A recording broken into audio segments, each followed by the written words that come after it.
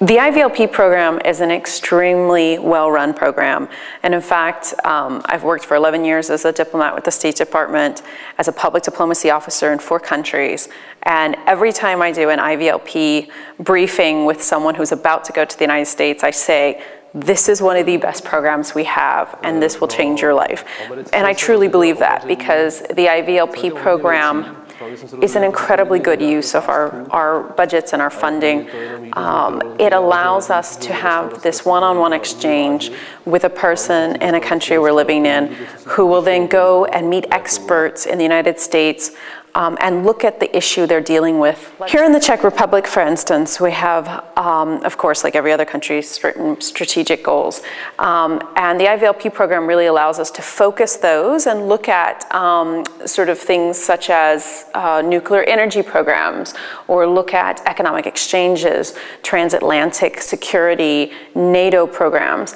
The IVLP program allows us to talk to other sections in the embassy, our political sections, our economic sections, foreign commercial service, foreign agricultural service, and to ask them, you know, who are your contacts, who would be good for these programs? It's really a way for the public affairs section to actually get outside of our own area of expertise and ask the people who are working with these contacts. And they nominate them for these programs, and it certainly not only does it send that person to the United States for their International Visitor Leadership Program, but it allows us to make that connection and start that relationship when they come back as alumni, because then we have a chance to work with them on various programs after their IVLP program. I had the possibility to visit people and institutions which are top class in their profession. I would hardly visit such institutions on my own, such as Federal Reserve System